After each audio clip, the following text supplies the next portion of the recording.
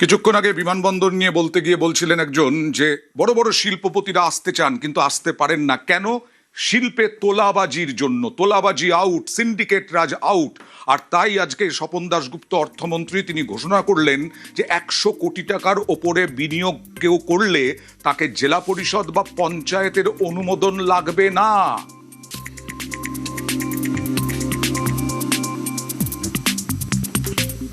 হস্তক্ষেপ ও চাঁদাবাজি ব্যবসা করার যে খরচ, মানে ব্যবসাকে যা ক্ষতি করছে, এই কারণে সামনের দিনে আমরা একটি আইন আনছি।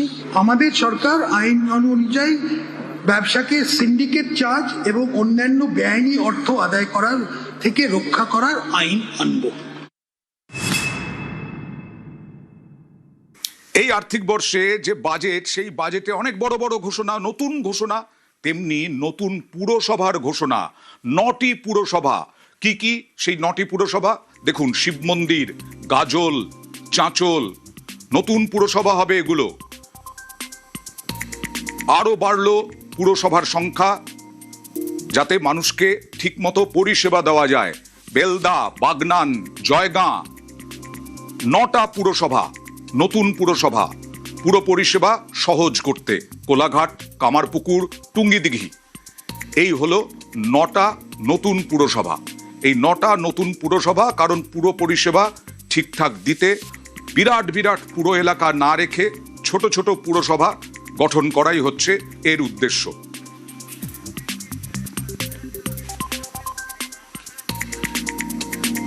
আর এই নতুন পুরসভার সঙ্গে সঙ্গে জেলাও হলো নতুন, বেশ কয়েকটি জেলা তৈরি। জেলা হচ্ছে জঙ্গিপুর, জেলা হচ্ছে কলকাতা জেলা, বসিরহাট, সুন্দরবন, আরামবাগ, কাঁথি হলো পুলিশ জেলা। আবার বলছি, নতুন জেলা কলকাতা, বসিরহাট, সুন্দরবন, জঙ্গিপুর, আরামবাগ। পূর্ণাঙ্গ জেলা হচ্ছে কলকাতা, বসিরহাটও তাই, সুন্দরবন, জঙ্গিপুর, আরামবাগ, কাঁথি হলো পুলিশ জেলা। প্রশাসনিক সংস্কার এর অংশ হিসেবে নতুন জেলা, মহকুমা, পুরসভা ও অগ্নিনির্বাপন কেন্দ্র গঠন করা হবে।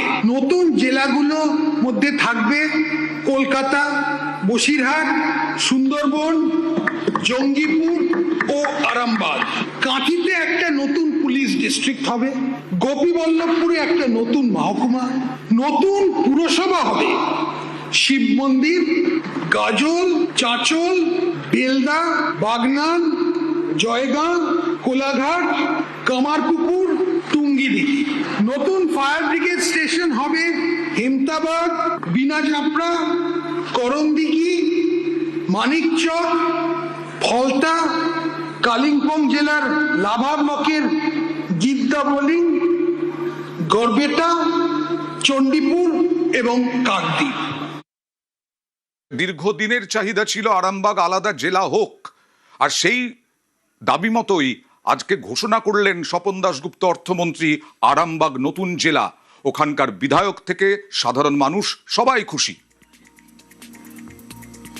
অত্যন্ত আনন্দিত। আরামবাগকে জেলা গঠন করা দরকার ছিল, এটা অনেক আগে আরামবাগের মানুষ উপলব্ধি করেছিল। 17 সাল থেকে এই আন্দোলনটা আরামবাগের বুদ্ধিজীবীরা শুরু করেছে। থ্যাঙ্কস টু বর্তমান সরকার, আরামবাগের লক্ষ লক্ষ মানুষ এতে উপকৃত হবে।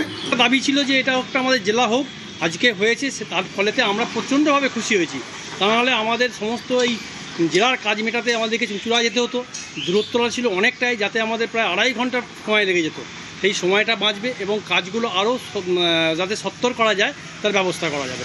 প্রথম বাজেটেই আরামবাগ জেলা, এটা আমরা ভীষণ ভীষণ খুশি, আর এর জন্য সরকারকে অসংখ্য অসংখ্য ধন্যবাদ। যে যেভাবে জনমুখী বাজেট ঘোষণা হলো, পশ্চিমবঙ্গের ইতিহাসে এরকম বাজেট কোনো সরকার করতে পারেনি। বিজেপি সব গভর্নমেন্ট আসার পর প্রথম বাজেট, এবং সেই বাজেটে আমরা দেখতে পেয়েছি হুগলি জেলা, আরামবাগের কথা বলবো, আরামবাগ জেলা ঘোষণা হয়েছে। যেটা দীর্ঘদিনে আমাদের ওখানকার মানুষের স্বপ্ন ছিল, আমাদের সবার স্বপ্ন ছিল, সেটা পূরণ হলো। তার জন্য ওনাকে ধন্যবাদ জানাবো। বসিরহাটও নতুন জেলা হিসেবে ঘোষণা হলো। মিষ্টিমুখ সেখানকার বাসিন্দাদের। বসিরহাট উত্তর 24 পরগনায় ছিল, এখন নতুন জেলা। উত্তর 24 পরগনা মধ্যে আর নয়, এবার বসিরহাট নতুন জেলা। এবং বসিরহাটবাসী দীর্ঘদিন ধরে একটা দাবি ছিল, কারণ উত্তর চব্বিশ পরগনা একটা অনেক বড় জেলা। এই জেলা এটা যত এরিয়া যত বড় হবে তত কাজের ক্ষেত্রে সমস্যা, এবং সেই দাবি যদি পূরণ হয় তাহলে সেটাকে সাধুবাদ জানাই। এবং আগামী দিনে বসিরহাট জেলা হওয়ার পরে বসিরহাটের যে সার্বিক উন্নয়ন সেটা আরো বৃদ্ধি পাবে, এটুকু আশা রাখি। এটা বসিরহাটবাসীর দীর্ঘদিনের চাওয়া ছিল। আজকে নতুন সরকার এসছে ভারতীয় জনতা পার্টি, বসিরহাটের এই নদীমাতৃক জায়গায় বসিরহাট জেলা ঘোষণা করেছে। এটা সারা বসিরহাটবাসীর হয়ে আমরা বিরাট গর্বিত। বসিরহাটবাসী হিসেবে এটা দীর্ঘদিনের একটা আমাদের আশা ছিল। 15 বছর তৃণমূল এটা আমাদের রাখেনি কথা। আজকের এই যে বাজেট অধিবেশন ঘোষণা হলো, বসিরহাট আলাদা জেলা হবে, এটা অত্যন্ত আনন্দের বিষয়। তার কারণ আজকের একটা জেলা যখন আলাদা হবে, অবশ্যই তার উন্নয়নের যে একটা জোয়ার, সেই জোয়ার বসিরহাট জেলার জন্য ভেসে আসে। বড় জেলা হলে তার সদরে যেতে হয়, সাধারণ মানুষকে অনেক দূর পর্যন্ত যেতে হয় যে কোনো প্রশাসনিক কাজে। আর তাই এই রকম ছোট ছোট জেলা, জঙ্গিপুর যেমন মুর্শিদাবাদে ছিল, এবার জঙ্গিপুর আলাদা জেলা হলো। জঙ্গিপুরকে আলাদা জেলা, নতুন জেলা ঘোষণা করা হলো এবারের বাজেটে। আর তাতেই বিজেপি কর্মী সমর্থকরা মিষ্টিমুখ করাচ্ছেন, আবির খেলছেন।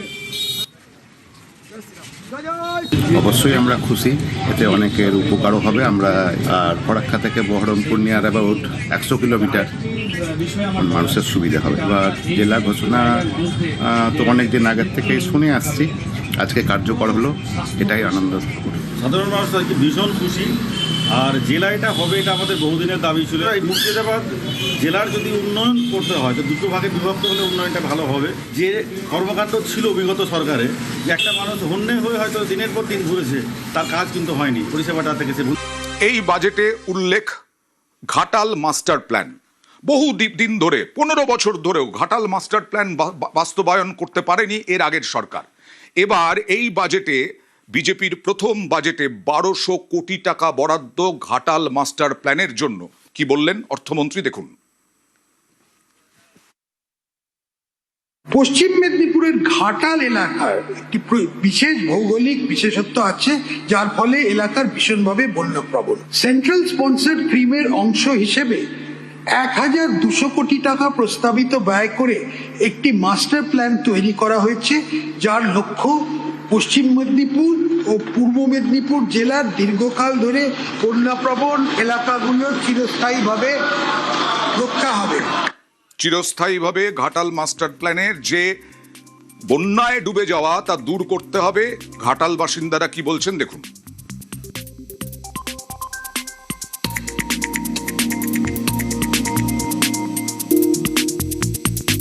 ঘাটাল মাস্টার প্ল্যানে অর্থ বরাদ্দ হয়েছে, এটাতে শুনে তো ভীষণ খুশি আমরা।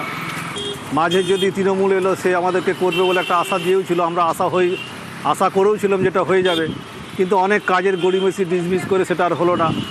তো রাজ্যে এখন আমাদের নতুন আশার আলো দেখা দিয়েছে, বিজেপি সরকার এসেছে।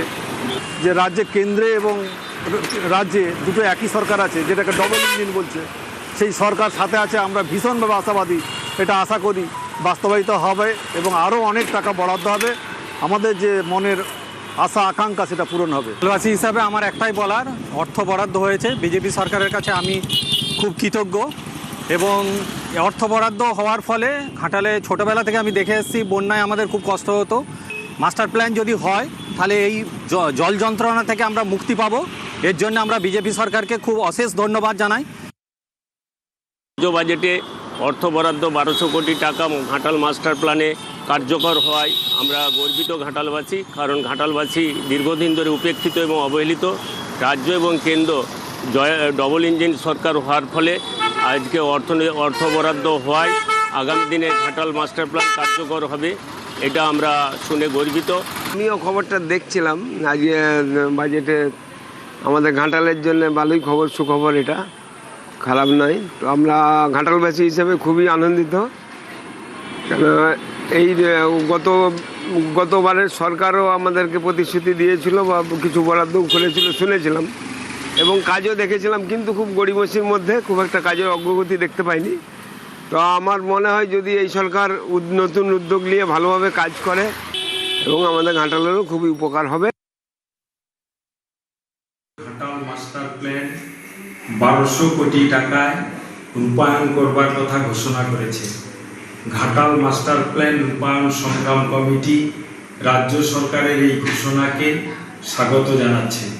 পাশাপাশি দাবি করছে অতি সত্বর আমাদের কমিটির প্রতিনিধি সহ সংশ্লিষ্ট সবাইকে নিয়ে তদারকি কমিটি গঠন করে মাস্টার প্ল্যানের পূর্ণাঙ্গ রূপায়ণ করতে হবে।